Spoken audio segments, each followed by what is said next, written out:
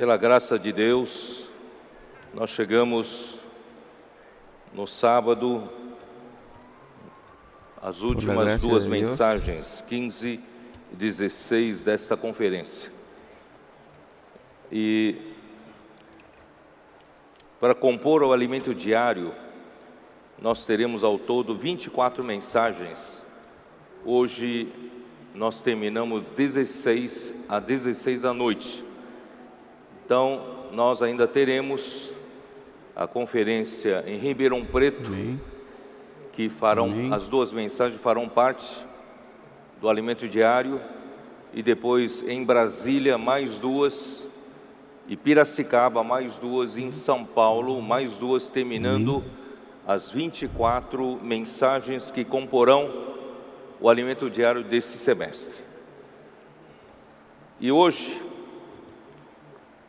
eu quero dar sequência a tudo que nós compartilhamos até agora.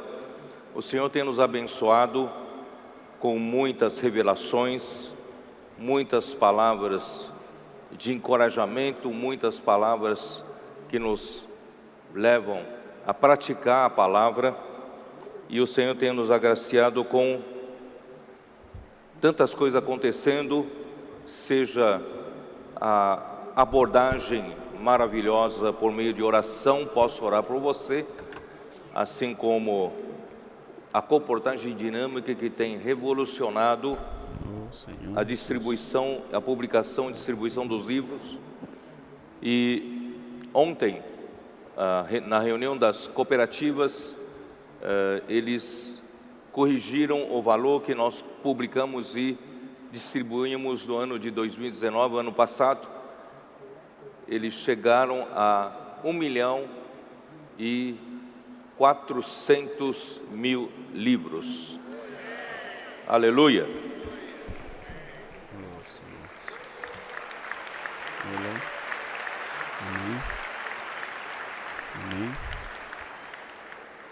E nós mal começamos o ano, a editora já está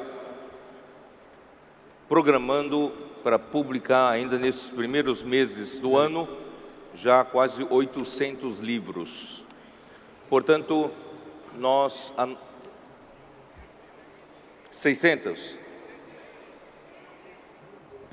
800.000 livros, falei 800 não, 800.000 livros. Então, nós achamos que será possível nós fechar. Nosotros creemos que será posible cerrar el año con la meta de 2 millones de libros publicados y distribuidos.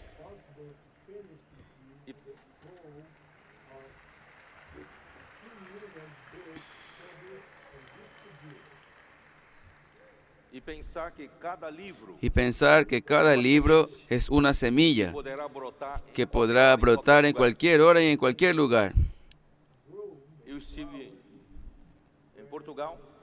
Yo estuve en Portugal hace poco para ver el centro de obra en Portugal, y supe que la iglesia en Torres Vedras surgió por causa de un libro. Un hermano pastor compró un libro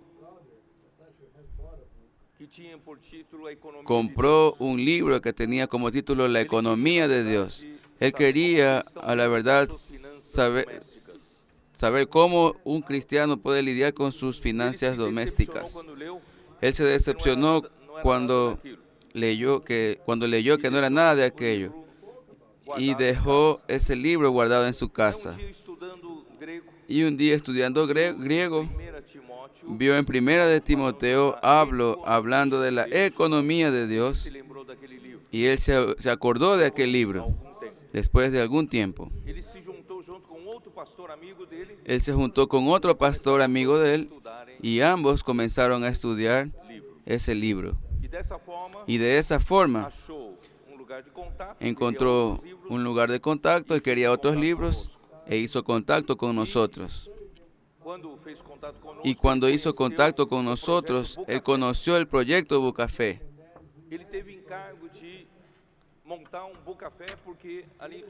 Él tuvo encargo de colocar un bucafé porque en Torres Vedras había un bucafé una cafetería llamada Café con Letras. Y el dueño no podía dar más continuidad a ese negocio y quería venderlo con todo. Y así surgió el bucafé en Torres Vedras. Y mandamos a un matrimonio para cuidar de ese bucafé. Hermanos, de esa manera surgió la iglesia en Torres Vedras. Por eso, hermanos, no desprecie un libro. Un libro es una semilla que puede engendrar una iglesia.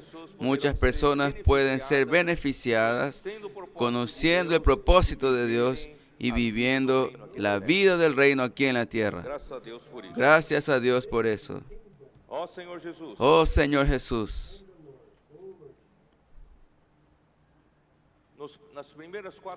En los primeros 4 mensajes,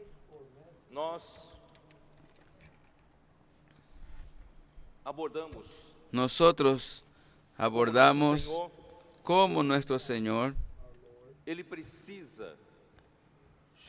Él necesita llamar a un grupo de personas. Así como aquel día, cuando Jesús vino aquí a la tierra y Él llamó a los 12. En verdad, Él escogió a los 12. Y esos 12 fueron escogidos para llevar a cabo la voluntad de Dios. Y esos 12 dejaron todo para seguir al Señor. Y Dios, a través de esos 12, menos uno que fue Judas Iscariote, pero que fue complementado en el libro de Hechos por Matías. Dios podía contar con esos 11 o 12 para que su voluntad sea hecha aquí en la tierra. Igualmente hoy en esta conferencia, Dios está procurando, está buscando quién está dispuesto a cooperar con el Señor, a vivir por la voluntad del Señor, dejando todo para seguir al Señor. Dios necesita de un grupo de personas. ¿Usted está dispuesto a ser parte de ese grupo de escogidos? Ese grupo de escogidos deja todo. Así como los 12 discípulos escogidos por el Señor, ellos dejaron todo. Pedro y Andrés dejaron el barco, el negocio, la red, el negocio de la pesca. Jacobo y Juan también dejaron el negocio de la pesca, las redes, el barco y también a su padre. Y así cada discípulo pagó un precio para seguir al Señor. ¿Usted está dispuesto para pagar un precio?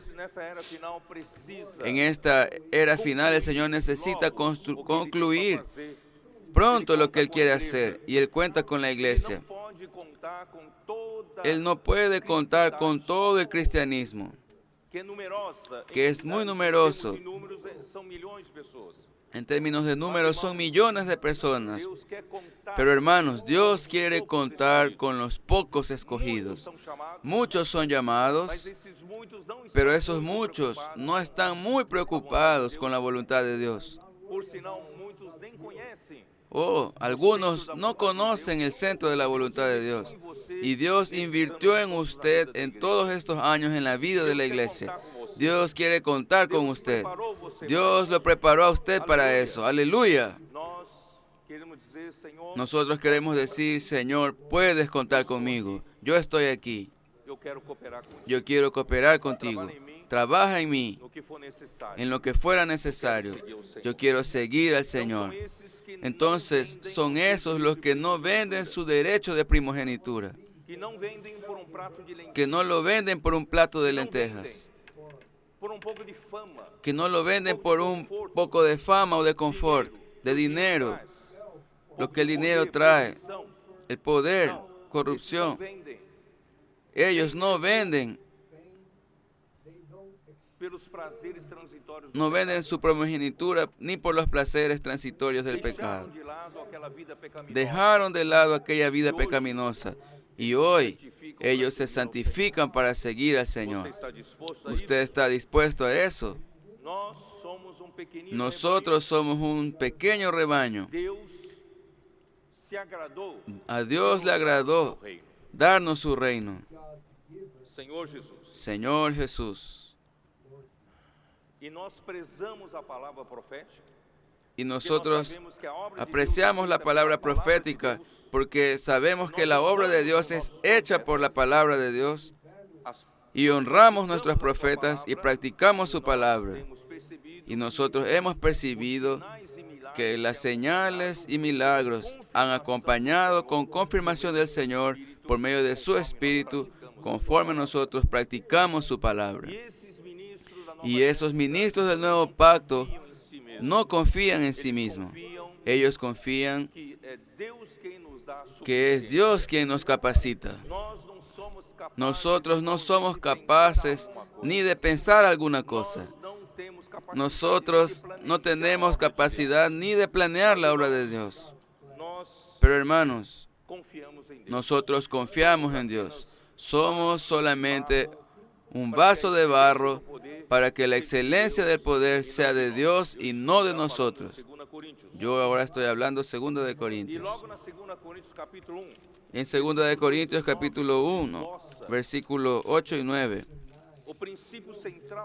Nos desglosa el principio central de 2 de Corintios, que es Pablo describiendo la naturaleza de la tribulación que él sufrió en Asia junto con otros compañeros, y que la naturaleza de la tribulación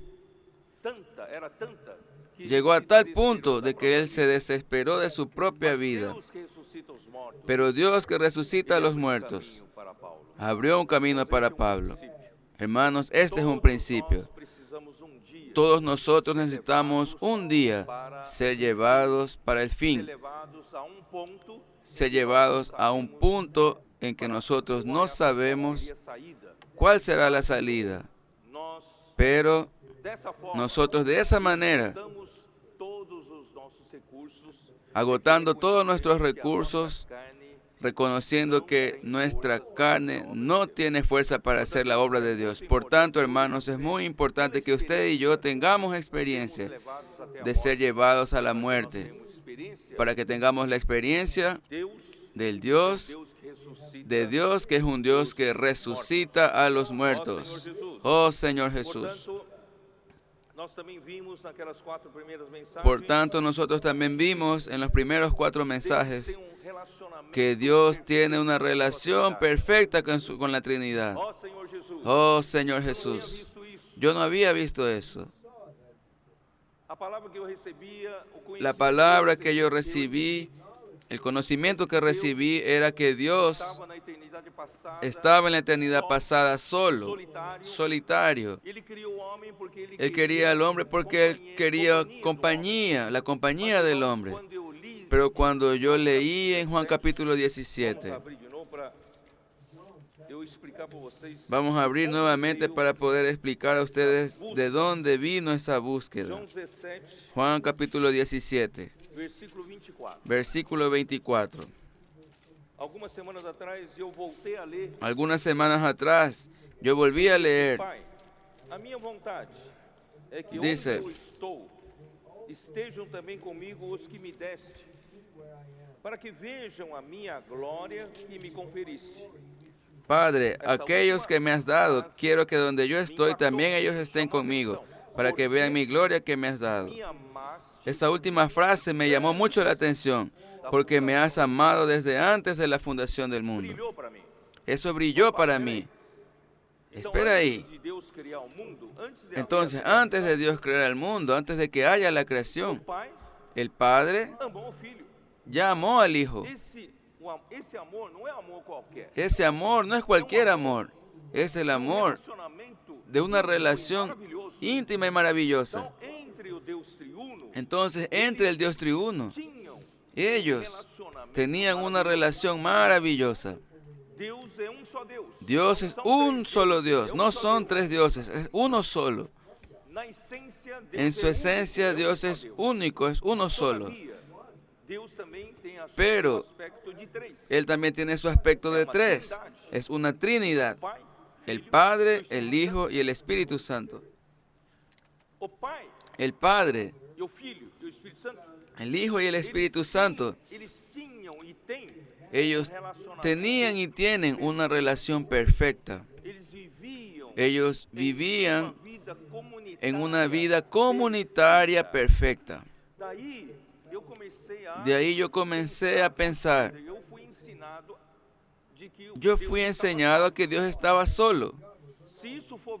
Si eso fuera verdad, entonces Dios, Él no sabría relacionarse. Una persona que está sola todo el tiempo no sabe cómo relacionarse. Y si Él no sabe cómo relacionarse, entonces Él no sería Dios. Dios no puede tener ninguna carencia. Dios es perfecto en sí mismo. ¿Es o no es así? No le puede faltar nada. Dios es Dios. Entonces Dios, la Trinidad, el Padre, amaba al Hijo. Ese amor es profundo. Es el amor de una relación maravillosa. Ahí Proverbios capítulo 8 comprueba eso.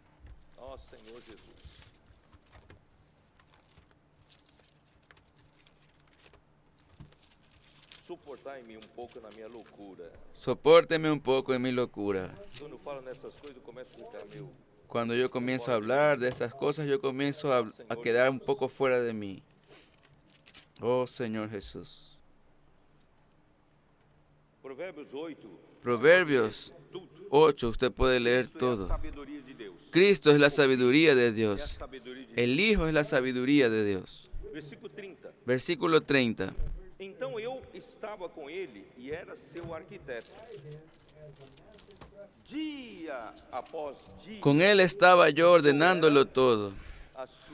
Y era su delicia de día en día. Hay otra traducción en la versión King James, actualizada en portugués,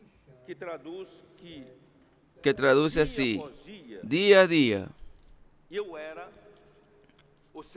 Yo era su placer. Ahí confirma, con el día de su bautismo, apareció una voz que decía: tú eres mi Hijo, en quien tengo placer.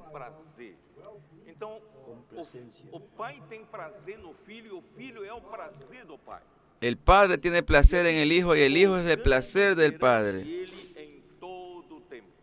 teniendo solaz delante de Él en todo tiempo.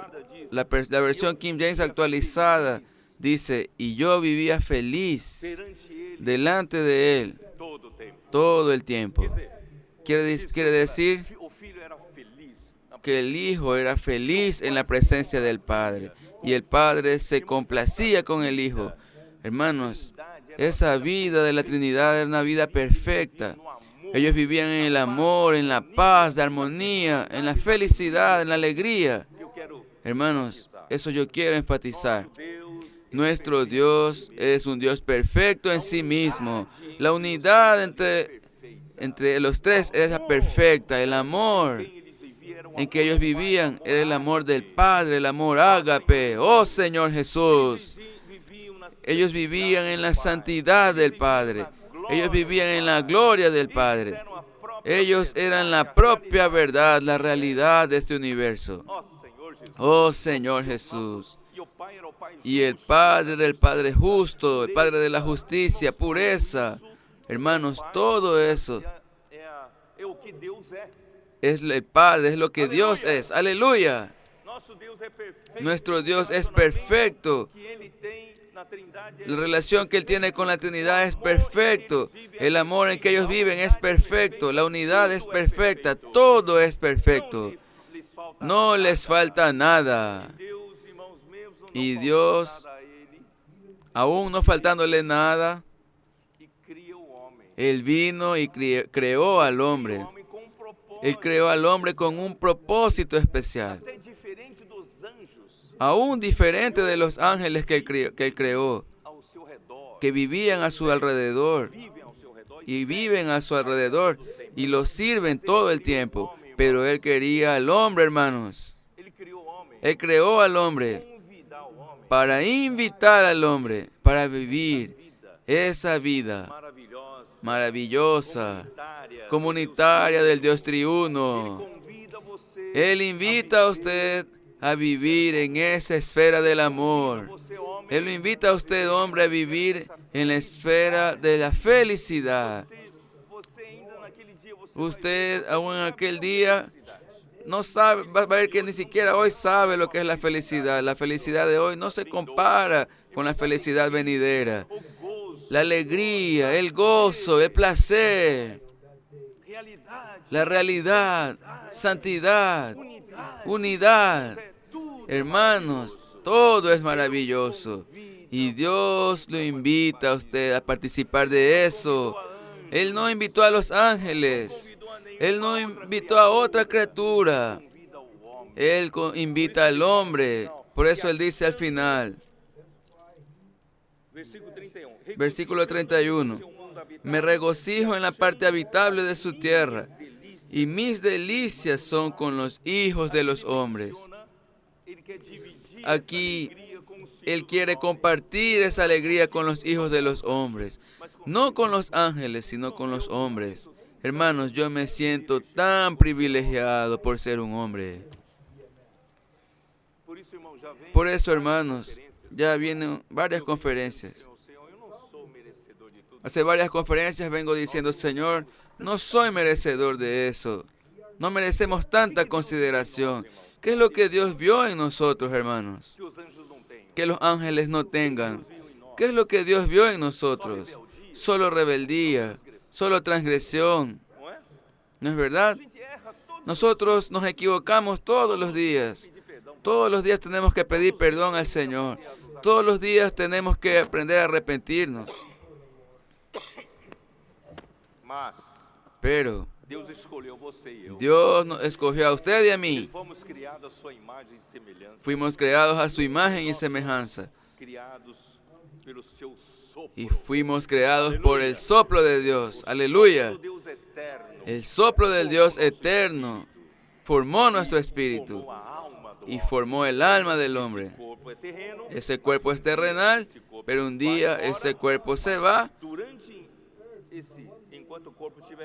Pero en cuanto el cuerpo esté vivo, es para formar algo espiritual y celestial dentro de nosotros, para que Dios pueda abrazarnos, colocarnos para dentro de sí mismo. Hermanos, eso es una maravilla. Oh Señor Jesús.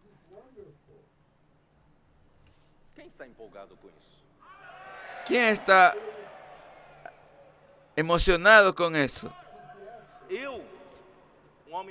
Yo, un hombre pecador,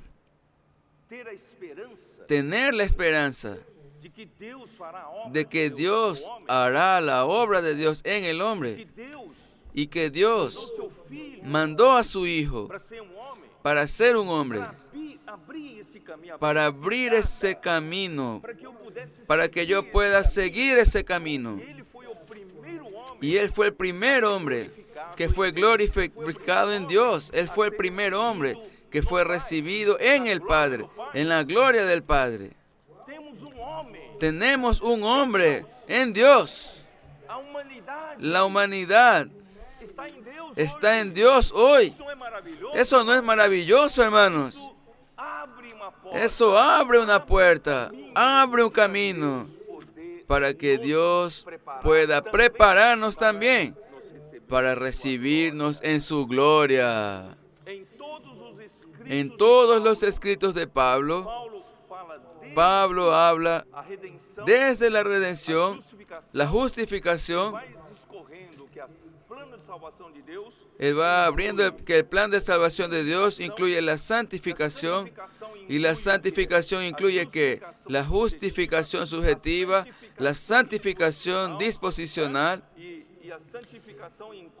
y la santificación incluye la renovación de la mente, la transformación del alma y también la conformación a la imagen de su Hijo. Y después de la santificación viene el proceso final. El proceso final es la glorificación. Y la glorificación es nuestra esperanza. Todos nosotros, hermanos, tenemos una esperanza de gloria. Cristo en nosotros es la esperanza de gloria. ¿Quién tiene la esperanza de la gloria? ¿Quién cree que va a ser glorificado? No es solo recibir un poco de luz de la gloria de Dios, no. Ser glorificado significa ser insertado en Dios. ¿Quién tiene esa osadía para decir, yo voy a ser insertado en Dios? Eso es la glorificación. Sin embargo, para poder ser insertado en Dios,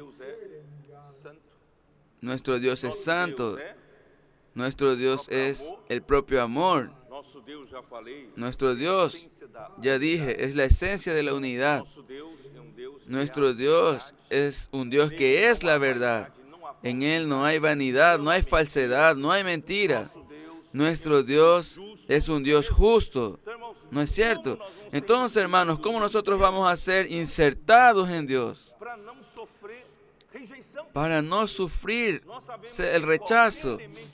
Nosotros sabemos que cualquier elemento extraño implantado en el cuerpo del hombre sufre rechazo, al punto de que alguien que se haga el trasplante de un órgano,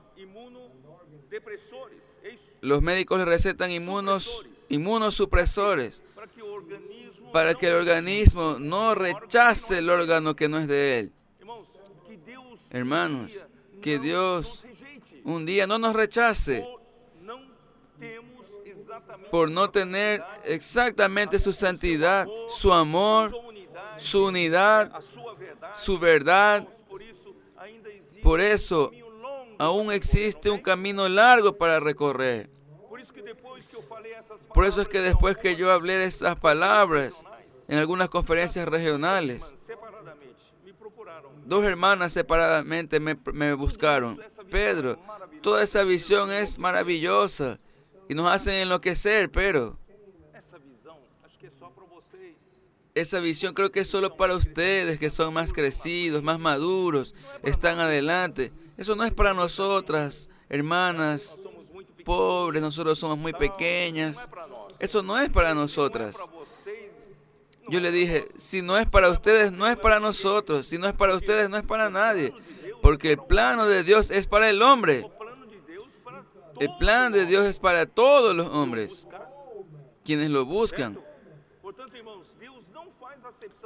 Entonces Dios no hace acepción de personas. Dios solo quiere su corazón. Usted creyó en Jesús, usted fue llamado para la salvación eterna. Si usted no vende su derecho de primogenitura, usted puede ser un escogido. Y un escogido es solamente alguien que deja todo para seguir al Señor. Hay que tener un corazón. No es que usted sea el mejor o el más espiritual, el más maduro, no. Basta que usted tenga un corazón y diga, yo quiero ser trabajado. Yo creo en la esperanza de la gloria.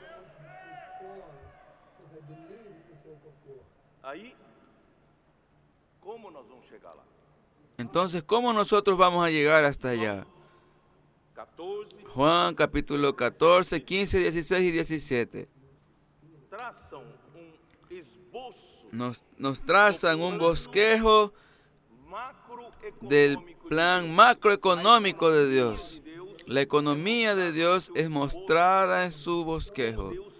¿Cómo Dios quiere? De una manera macroeconómica.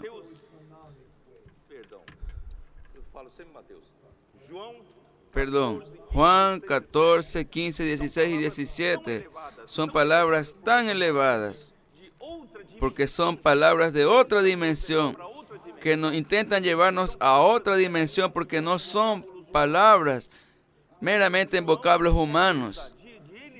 Juan no tiene la osadía de escribir con sus propias palabras. Él apenas registró lo que Jesús dijo a sus discípulos. ¿Estoy correcto o no? Entonces, el ápice de la visión macroeconómica de Dios son esos 4 capítulos que registran lo que nuestro Señor Jesucristo habló con sus discípulos. Y en cuanto Él hablaba, el Espíritu nos puede revelar. Nosotros comenzamos a ver alguna cosa más allá de nuestra dimensión terrena. Nosotros pasamos a poco a ver las cosas invisibles, las cosas celestiales, espirituales que Dios planeó para nosotros. Y al final de cuentas, nos llevó allá a disfrutar del amor de Dios, de la unidad de la Trinidad y de la verdad, y ser llevados para adentro de la gloria de Dios. Hermanos, eso es el ápice de la visión de la economía de Dios. Pero ¿cómo llegar hasta allá? Usted sabe que todo el plan macroeconómico de Dios necesita de un plan microeconómico. Y el plan microeconómico es para saber cómo hacer operativo ese plan macroeconómico en el día a día. Trabajando en el día a día, ¿cómo es que nosotros podemos llegar hasta allá? Y yo he venido hablando hacia un cierto tiempo del libro de Hebreos. ¿Quién me ha acompañado? De vez en cuando yo comienzo a hablar sobre el libro de Hebreos, principalmente usando la ilustración de que nosotros como el pueblo de Israel, ilustrados por el pueblo de Israel en nuestra situación. La primera generación que salió de Egipto no conocía al Señor adecuadamente. La primera generación que salió de Egipto no conocía los medios, cómo el Señor trabajaba, no conocía el camino del Señor. Entonces ellos tuvieron muchas dificultades, muchas murmuraciones, mucha incredulidad, quejas. En todo momento hablaban contra el Señor, no creían en la palabra del Señor. Y ellos pasaron 40 años dando vueltas en el desierto. Hermanos, de ahí el Señor me iluminó, me hizo usar esta ilustración para decir en varias regiones, en varias iglesias, de que nosotros tenemos que parar de dar vueltas en el desierto. No podemos más quedarnos dando vueltas en el desierto, perdiendo el tiempo. La vida de la iglesia aún llena de maledicencias. La vida de la iglesia era una vida llena de críticas, llena de competencias. ¿Quién es primero? ¿Quién es segundo? Disputa por el poder, disputa por la posición. Envidias, celos, contiendas. Uno haciendo querer caer al otro. Todo el mundo quiere sentarse en la primera silla, el mejor lugar en la mesa. ¿Era así o no? Eso hace con que cada uno que pasa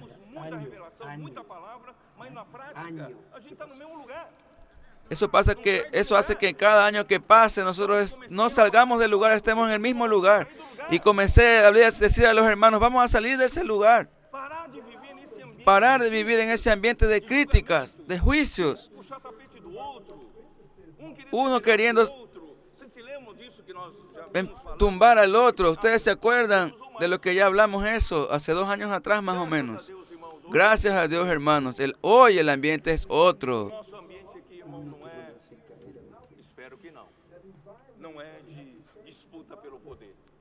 Espero que ahora ya no haya disputa por el poder. Somos miembros del cuerpo de Cristo. Cada miembro, hermanos, en el cuerpo tiene su papel. Cada miembro tiene su función. Un miembro no puede tener celos de otro. Haga bien lo que usted tiene que hacer y ayude al otro a funcionar mejor. ¿Eso no es así, hermanos? Mi mano derecha tiene un papel. Mi mano izquierda tiene otro papel. Mi antebrazo tiene un papel. Mi brazo tiene un papel. Los hombros tienen un papel. Cada uno tiene su papel. El hígado tiene su papel. El corazón tiene su papel. Los pulmones tienen su papel. Cada uno sea fiel en su función. Y uno amando al otro. Uno ayudando al otro. Uno apoyando, soportando al otro. Hermanos, gracias a Dios. Nosotros paramos de dar vueltas en el desierto. ¿Paramos o no paramos? ¿O usted aún extraña dar vueltas en el desierto? Ahí yo comencé a decir así, yo ya no tengo más 40 años para dar vueltas en el desierto. Yo tengo prisa para poder entrar pronto en la tierra de Canaán. Yo me acuerdo que aún en este semestre, yo creo que yo estaba andando por la región 6, andando con los hermanos de una ciudad para otra. Yo hice otra vez esa pregunta para el Señor. Señor, yo soy un miembro del cuerpo de Cristo. ¿Cuál es mi papel? Yo me acuerdo que el Señor me dijo eso. El Señor me dijo, su papel es hacer que mi pueblo deje de dar vueltas en el desierto y direccionar a mi pueblo para entrar a la buena tierra de Canaán. Entonces comencé a esforzarme en hacerlo. Vamos a parar de dar vueltas. No sea tan terco, tan pertinente en sus cosas, siendo terco en su vida del alma. Vamos a dejar que el Señor opere en nosotros. No vaya delante del Señor con una vestimenta hecha de hojas de higuera. No se preocupe cuando usted está desnudo delante del Señor, porque el Señor quiere trabajar en usted. Si usted va con su religiosidad, va a ser difícil para el Señor trabajar. El hermano Douglas, que ayuda a perfeccionar otros colportores para que se vuelvan colportores dinámicos. Él dice, la cosa más difícil es trabajar en un colportor que ya tiene su propio concepto. Es difícil cambiar a esa persona. Entonces, si usted ya viene con una ropa delante de Dios, una fachada que esconde su verdadera persona detrás de esa fachada, es difícil que Dios trabaje en usted. Es difícil que los hermanos lo ayuden, porque usted ya tiene una fachada de un buen cristiano, de un buen hombre, lleno de justificaciones. Los hermanos vienen a hablar con usted y usted argumenta. ¿Es así o no? Hermanos, ya llegó el momento de cada uno de nosotros ir delante del Señor de una forma expuesta, pura. Señor, yo estoy aquí tal como soy. Así como soy, vengo a tu presencia. No me dejes engañarme a mí mismo con esas fachadas, con esas vestimentas hechas de hoja de higuera. Señor, trabaja en mí. Yo no quiero caer en el desierto. Yo quiero entrar en la buena tierra de Canaán, que es el descanso, que es el reposo de Dios. Por tanto, hermanos, el libro de Hebreos, yo ya venía usando como ilustración para que el Señor nos perfeccione, para que el Señor nos lleve para cumplir, poner en operación el plan macroeconómico de Dios. Vamos a abrir nuestra Biblia en Hebreos.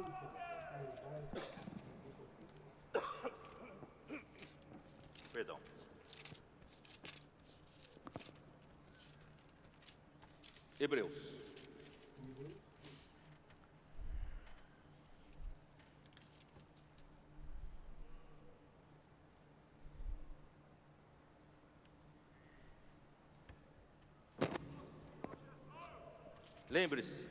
Acuérdese, Hebreos trata del plan microeconómico de Dios.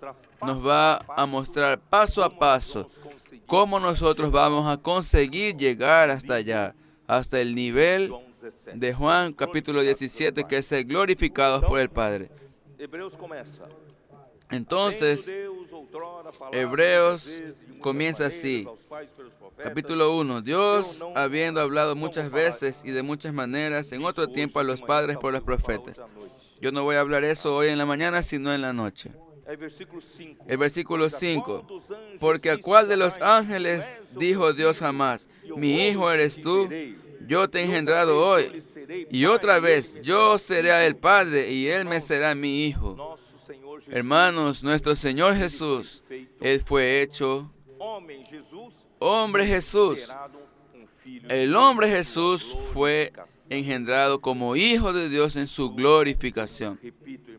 Eso yo repito, cuando aconteció eso con nuestro Señor Jesús, Él murió y resucitó, es para que toda la humanidad, celebre y bote fuegos artificiales, porque se abrió una puerta del Padre para nosotros. Jesús, hombre, fue glorificado. Aleluya. Señor Jesús. Ahí llega en el capítulo 2. Voy a pasar un poco rápido. En el capítulo 2, versículo 5, que el hermano Don le gustaba mucho porque él tuvo la visión del reino ahí. Porque no sujetó a los ángeles el mundo venidero acerca del cual estamos hablando. Pero alguien testificó en cierto lugar diciendo, ¿qué es el hombre para que de él te acuerdes? ¿O el hijo del hombre para que le visites? Quiere decir, no fue a ángeles que Dios está preparando para recibir ángeles en Él mismo, para glorificar ángeles. No. Dios escogió al hombre. Yo no sé cómo los ángeles están sintiendo. Ellos están aquí. Están en otra dimensión. Yo no sé cómo ellos están sintiendo. Tal vez haya un poquito de celos en ellos. Yo quería ser un hombre. Porque Dios no escogió ángeles para eso, para recibirlos para dentro de sí, pero fue al hombre. Le hiciste un poco menor que los ángeles. Nosotros, hombres, aún nos hizo un poco menor que los ángeles. No somos superiores a los ángeles. Somos menores en poder y en capacidad para hacer las cosas. Un poco menor. Le coronaste de gloria y de honra. Y lo pusiste sobre las obras de tus manos. Todo lo sujetaste bajo sus pies. Dios mío del cielo, Dios creó al hombre para sujetar todas las cosas debajo de sus pies. Nuestros pies, sus pies. Oh Señor Jesús.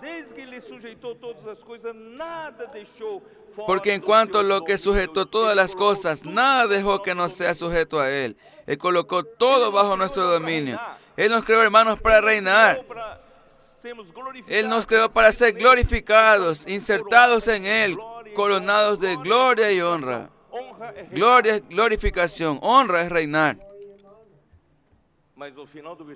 Pero el final del versículo 8 dice nuestra realidad. Ahí nos tira al suelo y dice, pero todavía no vemos que todas las cosas le sean sujetas. Esto, hermanos, aún no es la realidad. Pero para Dios ya es una realidad porque Él mira el futuro. Para nosotros aún no es. A mí me gusta jugar así. Tanto es que todas las cosas todavía no están sujetas a nosotros. Que hasta a veces un perrito de nuestra casa no se sujeta a nosotros. Pero va a llegar un día. Pero todavía vemos a aquel que fue hecho un poco menor que los ángeles. Ahora Jesús como hombre también fue hecho un poco menor que los ángeles como todo hombre. Dios no hizo a Jesús superior a los ángeles en la creación. Cuando Dios mandó a Jesús a hacerse un hombre, se volvió un hombre un poco menor que los ángeles. Jesús, por causa del padecimiento de la muerte, en su crucifixión, Él fue coronado de gloria y de honra. ya que nosotros que fuimos creados para ser coronados de gloria y de honra, y Dios sujetar todas las cosas debajo de nuestros pies, nosotros aún no tenemos esas condiciones, estamos lejos de esas condiciones. Entonces Dios preparó a Jesús para ser igual a uno de nosotros, y Él vivió una vida perfecta. Él vivió una vida de acuerdo con la voluntad de Dios, bajo el comando de Dios, 100%. Y Él hizo la voluntad de Dios, no buscó su propia voluntad, no buscó su propia gloria, no hizo una obra propia de Él. Él habló solo aquello que el Padre le ordenó que hablara. Y Él venció.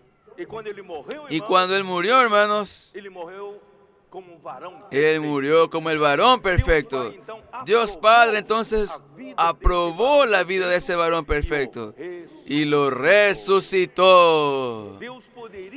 Dios podía haberlo dejado en la corrupción, porque si hubiera cualquier falla en ese hombre Jesús, si hubiera cualquier momento en que Él no hizo la voluntad de Dios, Él sería dejado en la corrupción. Pero gracias a Dios, Él fue un hombre perfecto. A pesar de haber sido un hombre como nosotros, tentado a nuestra semejanza en todas las cosas, sujeto a las mismas debilidades, pero Él no pecó. Él hizo solamente la voluntad de Dios. Y finalmente, Dios no lo dejó en la muerte, Dios lo resucitó. Y en el día de su resurrección, ¿qué es lo que Él dijo? Está aquí en el capítulo 1, versículo 5. Porque ¿a cuál de los ángeles dijo Dios jamás, mi hijo eres tú? Yo te he engendrado hoy. Jesús fue engendrado como hijo de Dios. Jesús fue admitido para dentro de Dios. Jesús fue recibido en la gloria de Dios. Jesús fue glorificado como hombre y abrió una puerta para nosotros. ¡Aleluya! Ahí dice así: para que a graça de Deus pela graça de Deus provasse a morte por todo homem, porque convinha que aquele por cuja causa para que por la gracia de Dios gustase la muerte por todos, porque convenía aquel por cuya causa son todas las cosas y por quien todas las cosas subsisten, que habiendo llevar muchos hijos a la gloria. Ese es el objetivo de Dios, hermanos, conducir a muchos hijos a la gloria. Perfeccionarse por aflicciones al autor de la salvación de ellos. Jesús se volvió el autor de nuestra salvación. Él comenzó ese trabajo, hizo la redención por nosotros. Él aún está trabajando, aunque Él ya está sentado a la diestra de Dios. Él aún está trabajando porque Él es responsable de llevarnos hasta la gloria del Padre. ¿Ustedes creen en eso? ¿Sabe por qué esto es importante? Porque si usted no cree, usted no tiene esperanza. Quien no tiene esperanza nunca va a llegar allá. Yo debo tener esperanza. ¿Quién aquí está esperanzado? ¿O ustedes piensan que eso todo es ficticio, mentira? Usted va a llegar allá.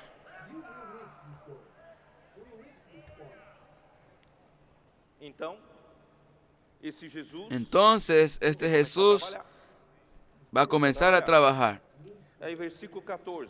Versículo 14. Así que, por cuanto los hijos participaron de carne y sangre, Él también participó de lo mismo, para destruir por medio de la muerte al que tenía el imperio de la muerte, esto es, al diablo, y librar a todos los que por el temor de la muerte estaban durante toda la vida sujetos a servidumbre. Quiere decir, como Él es el autor de la salvación, Él va a tener que ayudarnos hasta que seamos glorificados. Entonces Él sabe que muchos de nosotros aún estamos esclavizados por el diablo, por el poder de la muerte. Y muchos aún viven con pavor de la muerte. Entonces Jesús, Él mismo, tomó la misma carne y sangre que nosotros tenemos. Y Él mismo murió por medio de su muerte y Él destruyó al diablo. El diablo fue crucificado. No necesitamos tener más miedo de la muerte. Aquel que tiene el poder de la muerte fue crucificado. Dios te sacó de la esclavitud de la muerte. Muchas naciones paganas adoran varios tipos de dioses, para no decir demonios también, porque ellos tienen miedo de la muerte. ¿Ustedes sabían eso? Yo cierta vez, viajando por la isla de Taiwán en China, fuimos por una calle llena de curvas, una ruta llena de curvas. Había rocas de un lado y precipicio del otro lado. En las curvas más peligrosas usted veía varios tipos de un papel impreso, dorado, tirado en las curvas. Yo pregunté para uno que era nativo de esa isla, ¿qué eso significaba? Ellos decían que era dinero para ellos pagar a los demonios, al diablo, para no llevar la vida de ellos. El hombre está esclavizado por el diablo, por el pavor de la muerte. Pero hermanos, yo ya no tengo hoy temor de la muerte. Yo sé que cumpliendo mi tarea aquí en la tierra, si el Señor un día resuelve llevarme, yo sé que estoy listo. Los hermanos me entienden. Pero mi deseo es ser arrebatado vivo, con la ayuda de ustedes, madurando pronto. Entonces, hermanos, gracias al Señor. En el versículo 17, versículo 16, porque ciertamente no socorrió a los ángeles, sino que socorrió a la descendencia de Abraham. Dios es chistoso. Los ángeles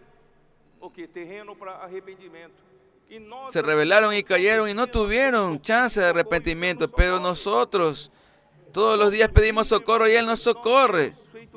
Todos los días, hermanos, hemos hecho cosas que contrarían al Señor, pero el Señor nos da oportunidad todos los días. Oh, Señor Jesús, nuestro Señor es el Señor que los socorre a usted.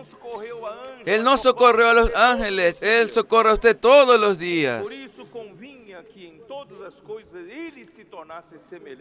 Por lo cual debía ser en todo semejante a sus hermanos, para venir a ser misericordioso y fiel, sumo sacerdote en lo que a Dios se refiere, para expiar los pecados del pueblo.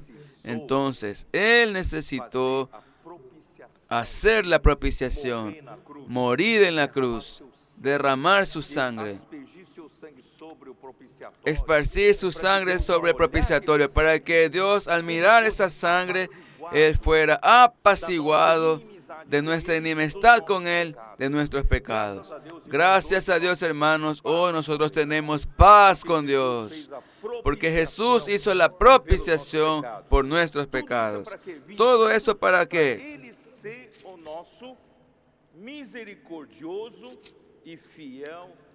Para venir a ser misericordioso y fiel sumo sacerdote. ¡Aleluya! ¿Cómo usted va a llegar allá? Dios preparó un autor de la salvación y Él mismo es el misericordioso y fiel sumo sacerdote. Esto es, Él lo comprende a usted. Dios nos mandó a alguien para ayudarte que no conoce a los hombres. Dios nos mandó a alguien que nos ayude, que no sepa que nosotros tenemos debilidades,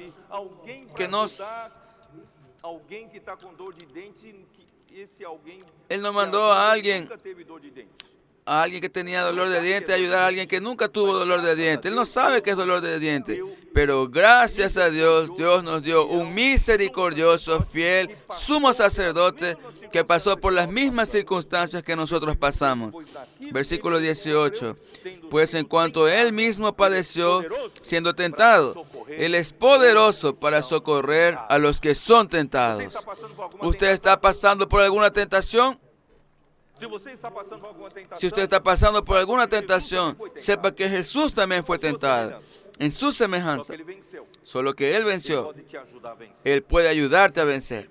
Ó Senhor Jesus. Oh Señor Por Jesús. isso, santos irmãos, que participais da, Por tanto, do hermanos chamamento santos, celestial, participantes del llamamiento celestial, considerad al apóstol y sumo sacerdote de nuestra profesión, Cristo Jesús. Miren, nosotros tenemos el autor de nuestra salvación, tenemos al misericordioso, fiel y sumo sacerdote, y también tenemos apóstol y sumo sacerdote. Hermanos, Dios está preparando a Cristo para llevarnos hasta allá. Você já tem mais esperança? ¿Usted ya tiene más esperanza de que usted puede llegar hasta allá? Ó Senhor Jesus. Oh Señor Jesús. Eu preciso terminar essa mensagem. Yo necesito terminar este Aí, mensaje, irmãos, dar secuencia. quando chega, Ahí, hermanos, cuando eu vou falar pouco llega mais el à noite, versículo 6. né?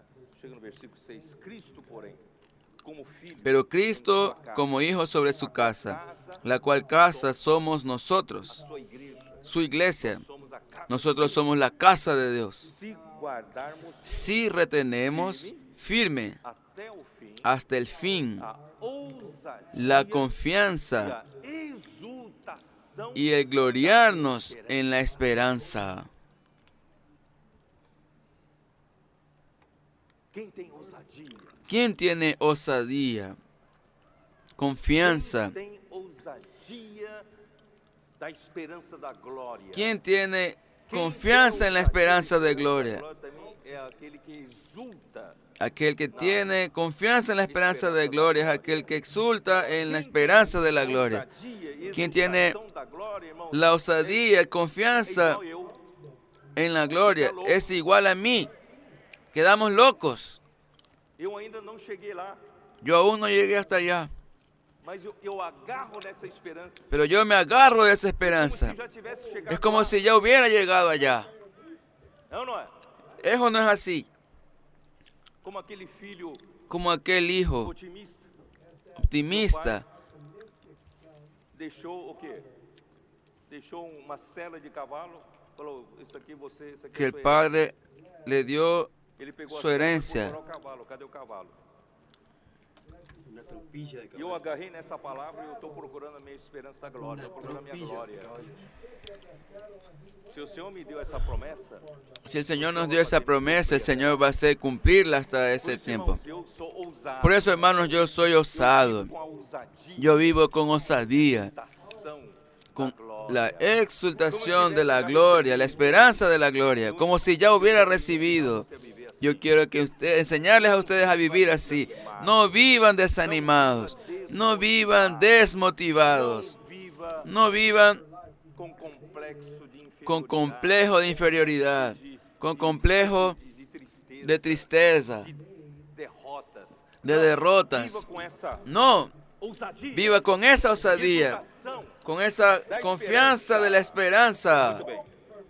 Aí, versículo 7. Muy bien. Assim como El versículo 7 dice, hoje se ouvides por lo cual, a sua como voz, si el Espíritu não Santo, si endureçais o oyereis vosso hoy coração, su voz, como foi no dia da no endurezcáis vuestros provocação, corazones, da tentação, como en la provocación, en el día de la tentación en el onde os desierto, vossos pais me tentaram, donde me tentaron onde vuestros me padres, aprovaram, me viram probaron as minhas obras y vieron mis por obras 40 Por años, isso me indignei a contra essa geração causa de lo que cual me disse, disgusté "Estes contra esa sempre generación, erram no y coração, dije, siempre eles andan também vagando en não su conheceram corazón os y meus no han caminhos." conocido mis caminos. Ora, Pedro, você está falando até agora uma coisa maravilhosa, de repente, Mi hermano Pedro, usted está hablando una cosa maravillosa y de repente usted comienza a mostrar la falla tão feia tan fea do homem. del hombre. Irmãos, é isso mesmo. Hermanos, es eso mismo. ¿Por qué? Quando nós Porque cuando nosotros o plano mostramos el plan macroeconómico de Dios, todo es maravilloso. Mas quando nós Pero cuando nosotros pasamos a hablar del plan microeconómico de Dios, tiene que ser nuestra realidad. Es el día a día. nós ainda Nosotros aún no somos tan espirituales así. somos tão Nosotros aún no somos tan celestiales así. vivemos como aquela primeira Nosotros aún vivimos como aquella primera generación del pueblo de Israel que salió de Egipto. não conhece Ese pueblo no conocía al Señor. os caminhos. Ese pueblo no conocía los caminos del Señor. Cualquier dificultad murmuraban. Cualquier dificultad queixavam-se contra Moisés se quejaban contra Moisés y Aarón. contra o próprio sino contra el propio Señor. ¿Cuántas veces ellos hablaron? ¿Por qué nos trajeron aquí para morir en el desierto? ¿Por qué no nos mataron allá en Egipto? Ese pueblo es un pueblo incrédulo, un pueblo que no conoce al Señor. Hermanos, nosotros comenzamos así, ¿verdad? Hace tiempo comenzamos así sin conocer al Señor en muchas cosas, o no es así su realidad. Yo también comencé así. Conocía poco al Señor, poco conocía los caminos del Señor, pero gracias al Señor, que en estos años de experiencias con el Señor, Él nos hizo conocer más a Él. Él nos hizo conocer más los caminos del Señor, la manera que cómo el Señor hace las cosas. ¿Es o no es así? Ese pueblo vivió 430 años en Egipto. Imagine usted 430 años. ¿Qué son 430 años? Son varias generaciones que vivieron, nacieron, vivieron y murieron en Egipto 430 años. Y Egipto, como muchas otras naciones paganas, ellos tenían una religión politeísta. Nosotros hablamos de los griegos, de Grecia. Ellos adoran muchos dioses. Entonces la religión de las naciones paganas es una religión semejante a esa, de muchos dioses. Y esos muchos dioses, hermanos, no tienen concepto de un único Dios perfecto, que no falla, que es el creador del universo, que sustenta todas las cosas. Ellos no tienen ese concepto. No conocen al único Dios. Ustedes se acuerdan que cuando Pablo estuvo en Atenas, él vio todos los ídolos de esa ciudad. Un templo para Apolo, un templo para Mercurio. Había templos para hacer sacrificio a todo tipo de dioses, pero ellos no tenían concepto de un único Dios. Pablo entonces en Atenas predicó al único Dios, que creó la tierra y el mar y todas las cosas que en él existen. Y es en él que él nos da vida, nos da respiración y todo lo demás. Es en él que nosotros subsistimos. Entonces, ese concepto de Dios único, hermanos, en esos países paganos, en esas naciones paganas, no hay. ¿Los dioses para qué sirven? Los dioses sirven para el beneficio del hombre. Cada dios de esos cuida de algunos ítems de la naturaleza, por ejemplo. En la mitología de ellos estoy diciendo. Por ejemplo, si yo soy agricultor, yo dependo de la lluvia, dependo del clima, del tiempo, del sol. Si yo hago una plantación, yo necesito que el sol y la lluvia vengan en el tiempo correcto. Entonces yo sacrifico al Dios que cuida del tiempo y a través del sacrificio yo pago el precio, hago el sacrificio esperando que Él se agrade de mí y mande la lluvia en el tiempo adecuado. ¿Ustedes entienden? Entonces esos dioses eran para hacer a favor al hombre.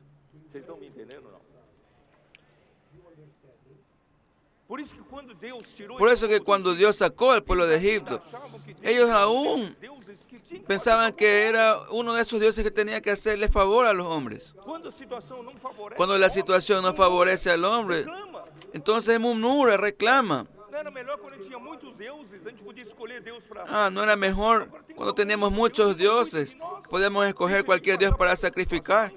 Ahora tenemos un solo Dios que nos deja pasar por diferentes situaciones. Ustedes entienden la dificultad del pueblo de Israel en la primera generación porque ellos no conocían al Señor. Hermanos, nosotros necesitamos conocer al Señor. Oseas capítulo 6. Lida na sua Bíblia. Onde está Oséias? Oséias capítulo 6, versículo 3. Como diz? Conheçamos. Oseas capítulo 6, versículo 3 dice: y conoceremos y proseguiremos en conocer a Jehová. y conoceremos y proseguiremos en conocer a Jehová. Nuestro Dios no es un ídolo. Nuestro Dios no es como uno de los dioses que fallan, que tienen defectos. Hermanos, nuestro Dios es el creador del universo. Nuestro Dios es quien cuida de todo, que mantiene este universo en orden. Hermanos, este es el Dios que nosotros necesitamos conocer y necesitamos proseguir en conocerlo. Lo que usted conoció hasta hoy, hermanos, no es suficiente para mañana. Para mañana usted necesita conocer más al Señor. Y ese pueblo también no conocía los caminos del Señor.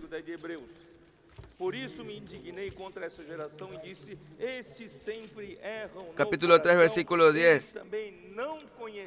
A causa de lo que me disgusté contra esa generación y dije, siempre andan vagando en su corazón y no han conocido mis caminos. ¿Qué significa conocer los caminos del Señor? Una cosa es conocer al Señor, otra cosa es conocer los caminos del Señor. ¿Quién sabe explicar eso? Conocer al Señor es conocer su persona, su esencia, su naturaleza, qué tipo de Dios es Él. Un Dios de amor, un Dios de luz, un Dios justo, santo, un Dios de unidad, un Dios de justicia, de verdad. Eso no es así. Eso es conocer a Dios. ¿Y qué es conocer los caminos de Dios? Es conocer la manera como Él trabaja, cómo Él opera. Él opera de una manera totalmente diferente de lo que usted piensa. Los caminos de Dios no son sus caminos. Isaías 55. Oh Señor Jesús.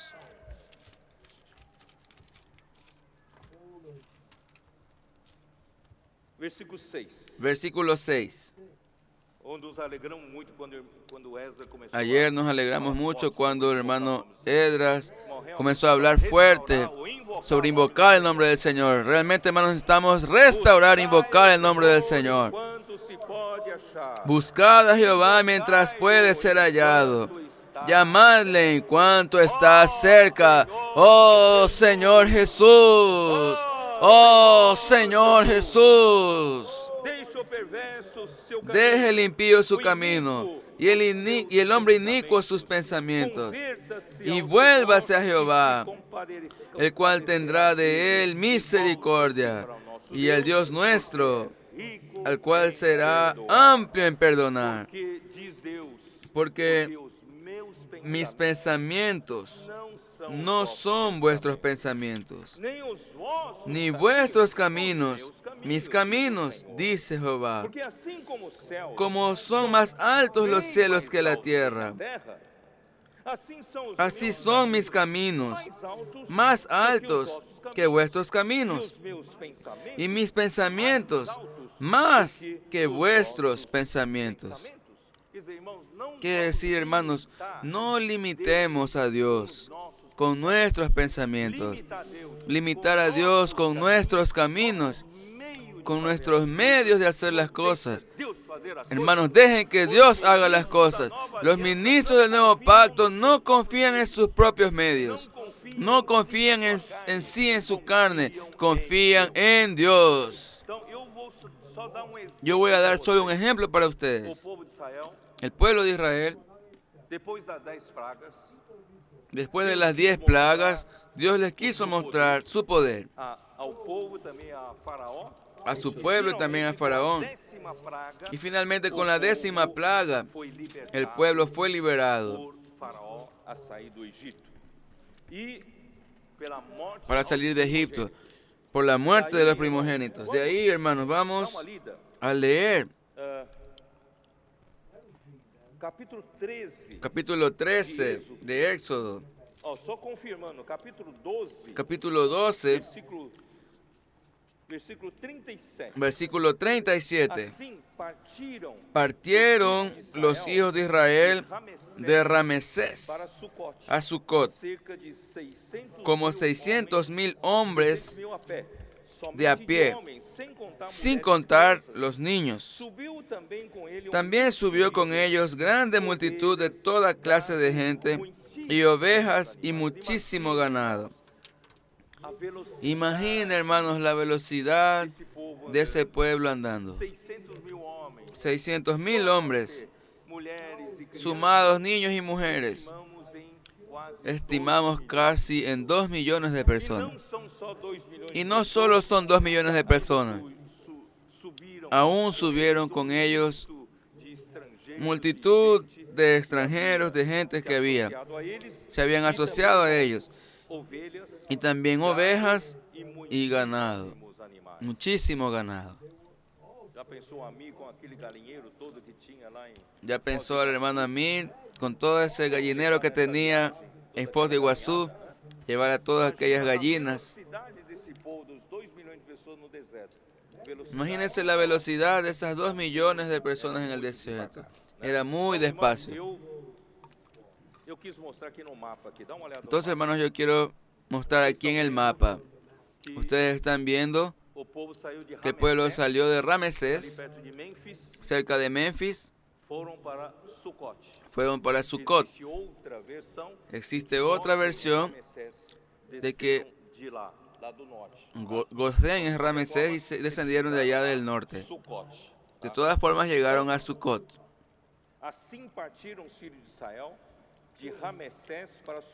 Partieron los hijos de Israel de Ramesés hasta Sucot como 600,000 hombres de a pie, sin contar los niños. Versículo 40. El tiempo que los hijos de Israel habitaron en Egipto fue 430 años. Muchos años. Ellos terminaron culturizándose, absorbieron la cultura de ellos. Ahí comenzaron a salir, capítulo 13, versículo 17. Y luego que Faraón dejó ir al pueblo, Dios no los llevó por el camino de la tierra de los filisteos, porque que estaba cerca, porque dijo Dios, para que no se arrepiente el pueblo cuando vea la guerra y se vuelva a Egipto. Hermanos, ese pueblo aún no estaba listo para guerrear, porque era un pueblo que no conocía a Dios, que no conocía los caminos de Dios. Ustedes pueden ver que ellos podían haber partido al norte, el camino para la tierra de los filisteos allí. Ahí rápidamente entrarían en la tierra de Canaán. Rápidamente. No necesitaban dar toda esa vuelta por el desierto. Pero Dios sabía que ese pueblo no estaba listo para la guerra. Ciertamente los filisteos saldrían para guerrear. Ellos no estaban listos para la guerra. No había unidad, no había unanimidad. No conocían al Señor. No conocían los caminos del Señor. Cuando nosotros todavía estamos muy naturales en nosotros mismos, no estamos listos para la guerra. Solo damos vuelta en el desierto. Bueno, versículo 18. Mas hizo Dios que el pueblo rodease por el camino del desierto del Mar Rojo, y subieron los hijos de Israel de Egipto armados. Entonces Dios planeó para que ellos vayan por el camino del desierto, el desierto de Sinaí. Entonces el pueblo estaba en Sucot, versículo 20. Capítulo 13, versículo 20. Y partieron de Sucot y acamparon en Etam, a la entrada del desierto. Esto es, Dios los hizo pasar por Sucot y Etam ya para entrar en el desierto. Si ellos entraban en Etam para el desierto, no habría historia del Mar Rojo, de que el ejército de Faraón persiguió a ellos y luego todo el ejército muera en el Mar Rojo. No habría ese simbolismo de nuestro bautismo. Entonces, ¿qué es lo que Dios hizo, hermanos? Por eso, hermanos, los pensamientos de Dios son mucho más altos que nuestros pensamientos. Los caminos de Dios, hermanos, son mucho más elevados que nuestros caminos. Dios parece que Él cometió un error, una tontería. ¿Qué es lo que Él hizo? Discúlpenme yo hablar eso. Él mandó al pueblo a descender al sur del lado occidental del Mar Rojo. porque podía haber descendido de Etam por el lado oriental, pero Dios los hizo descender hasta Pi-Hahirot, que estaba del lado izquierdo y ya del lado del Mar Rojo. Voy a leer aquí. Versículo 21. Y Jehová iba delante de ellos de día en una columna de nube para guiarlos por el camino, y de noche en una columna de fuego para alumbrarles, a fin de que anduviesen de día y de noche. Nunca se apartó de delante del pueblo la columna de nube de día, ni de noche la columna de fuego. ¿Saben por qué? Porque sin la columna de nube, ese pueblo moriría debajo del sol. Y sin la columna de fuego de noche, ese pueblo moriría de frío. Hermanos, Dios es tan cuidadoso. Dios cuida de su pueblo. Capítulo 14. Habló Jehová a Moisés diciendo: Di a los hijos de Israel que den la vuelta y acampen delante de Pi-Hahirot, entre Migdol y el mar hacia Baal-Zephón. Delante de él acamparéis junto al mar. Este es el Mar Rojo. Hermanos, eso era una locura a los ojos del hombre. Esa es la peor locura. ¿Por qué? Porque el propio Israel se acorraló entre Faraón y el Mar Rojo. No sé si ustedes percibieron. Ellos estaban acampando junto al Mar Rojo para que ellos huyan si Faraón vendría. Ellos no podrían huir porque estaba junto al mar. Muchas veces parece que Dios está haciendo alguna tontería en su vida. Usted no haría eso, pero Dios lo hace llegar a usted a una situación así. ¿Por qué Dios me permitió pasar por esa situación? Porque los pensamientos de Dios son mucho más altos que los suyos. Los caminos de Dios, hermanos, son mucho más altos que sus caminos. No limite a Dios con su pensamiento. No limite a Dios con su manera de hacer las cosas. Yo sé hacer las cosas. Determinado servicio de la iglesia, el presbítero me enseñó a hacer. Yo sé cómo hacer las cosas. No dependa de los pensamientos de Dios y de los caminos de Dios, no de su habilidad, no de sus maravillosos pensamientos. Deje que Dios esté adelante. Ahí aconteció esa situación. Ahí Faraón percibió. Usted sabe que Faraón mandó espías a acompañar al pueblo. El versículo 3. Porque Faraón dirá a los hijos de Israel: encerrados están en la tierra. El desierto los ha encerrado. Es decir, ellos se cerraron. Ellos se acorralaron. Ahora yo creo que ellos no quieren irse. Yo los voy a buscar. Yo voy a traerlos de vuelta para Egipto. Oh Señor Jesús. Y yo endureceré el corazón de Faraón para que lo siga, y seré glorificado en Faraón. Dios hace eso para él ser glorificado. Y en todo su ejército, y sabrán los egipcios, el mundo, que yo soy Jehová. Y ellos lo hicieron así. Y fue dado aviso al rey de Egipto que el pueblo huía.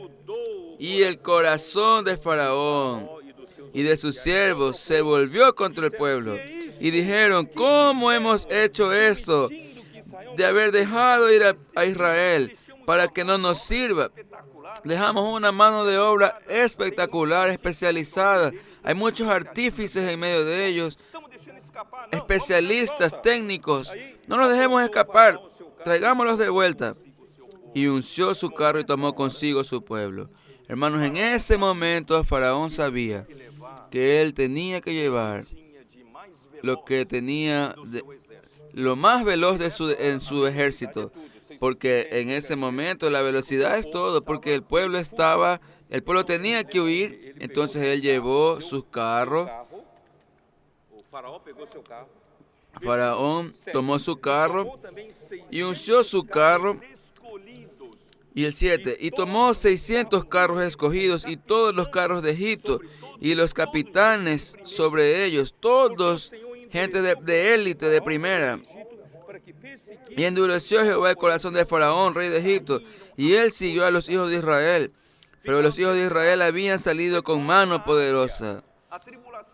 Es como Pablo en Asia. En aquella tribulación le dio desesperación. Cuando usted corre riesgo de morir, usted entra en desesperación.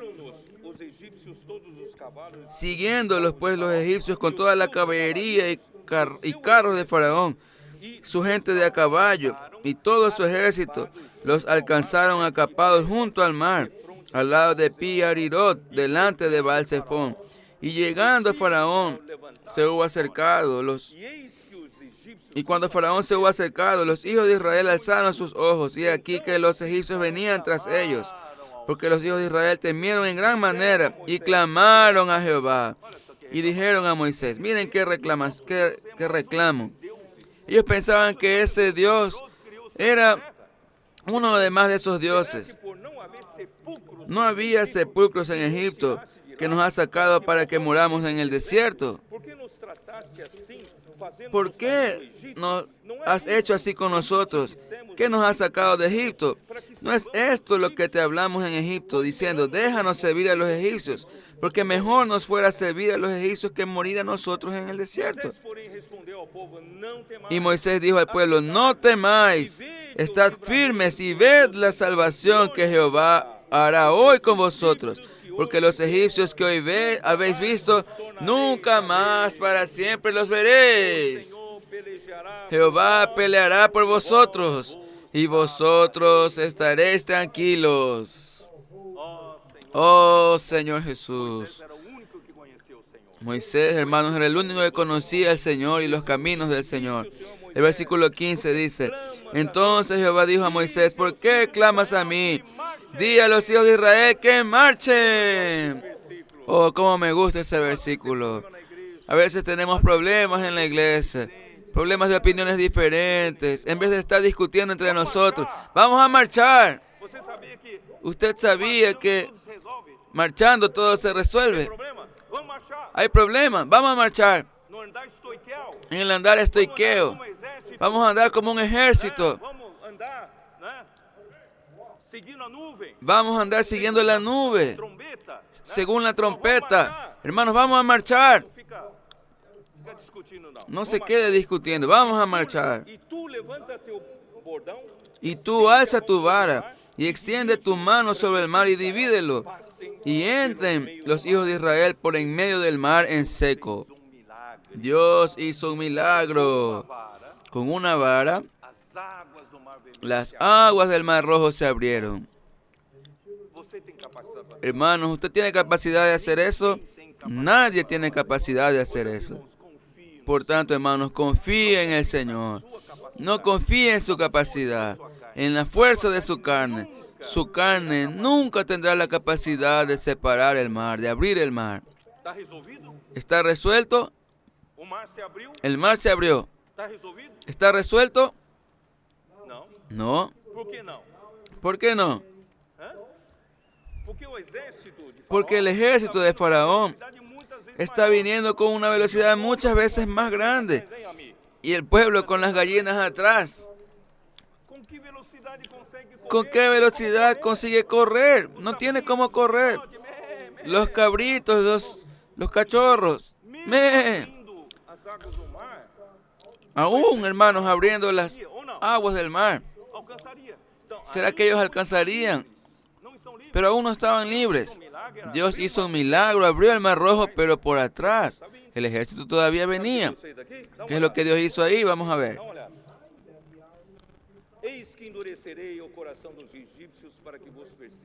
Y aquí yo endureceré el corazón de los egipcios para que los sigan, y yo me glorificaré en Faraón y en todo su ejército, en sus carros y en su caballería.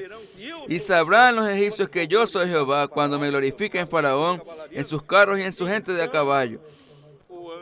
Y el ángel de Dios... Yo creo que usted nunca leyó esos versículos, están en su Biblia. Y el ángel de Dios que iba delante del campamento de Israel se apartó e iba en pos de ellos. Y asimismo la columna de nube que iba delante de ellos se apartó y se puso a sus espaldas.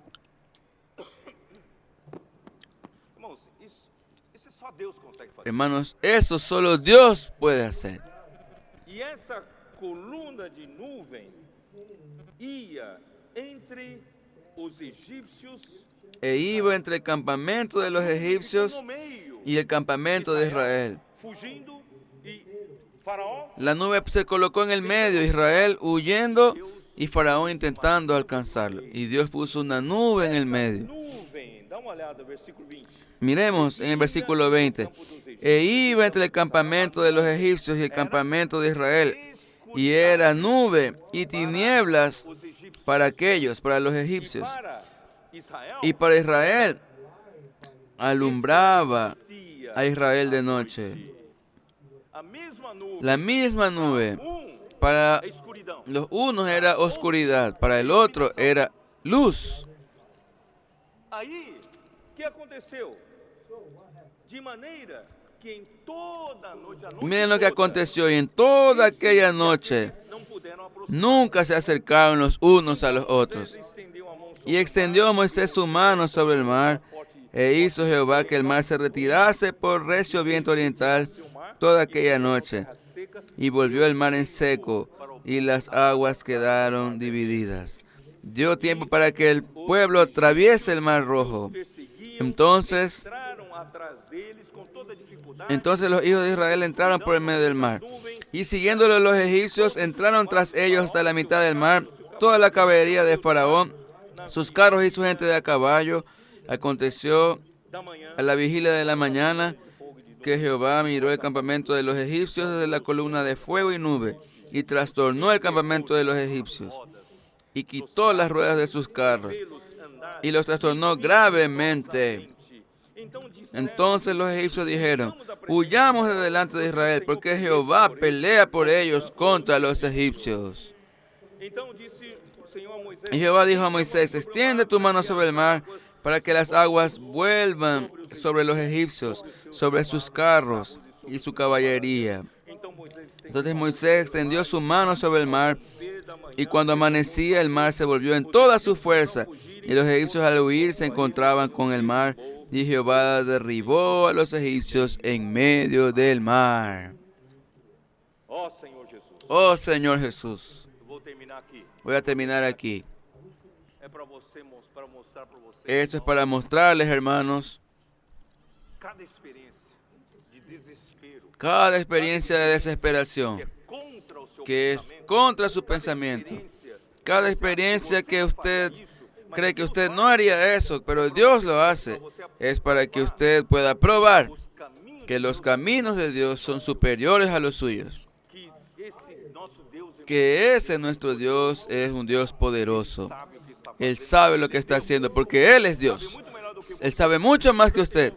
Entonces, hermanos, en ese camino del plan microeconómico de Dios, que Dios nos hace andar para que nosotros podamos llegar hasta ser glorificados, nosotros necesitamos pasar por conocer a Dios, conocer los caminos del Señor. amadurecer, Pasamos a madurar, crecer en vida, crer mais no Senhor. creer más en el Señor y creer en su palabra. Em Y allí, Hebreus capítulo en Hebreos capítulo 3, dois elementos, dois itens, hay dos elementos, o povo não pudesse entrar dos na terra ítems que hicieron que el pueblo no entrase en la tierra de Canaán, que es el corazón perverso de incredulidad, y el otro ítem es la desobediencia. Então a incredulidade Entonces la incredulidad y la desobediencia hicieron que el pueblo caiga en el desierto dando vueltas 40 años. Nosotros no somos ese pueblo que va a dar vueltas por el desierto. Nosotros queremos entrar en la buena tierra de Canaán. Entonces nosotros descubrimos un secreto. ¿Cuál es el secreto, hermanos? foi pela Ya que la derrota de ellos fue por la incredulidad y por la desobediencia, ¿cuál es el secreto de la victoria? crer. Creer y obedecer. Esse é o nosso segredo. Ese es nuestro secreto. ¿Usted quiere entrar en la buena tierra de Canaán? ¿Quiere salir de dar vueltas por el desierto? Vamos a trabajar juntos el río Jordán. Vamos a guerrear juntos en la ciudad de Jericó. Vamos a conquistar la buena tierra de Canaán, porque aún nos queda un reposo para el pueblo de Dios. Y nosotros queremos entrar en ese reposo. No se queden más en el desierto dando vueltas. Cree en el Señor. Obedezca su palabra.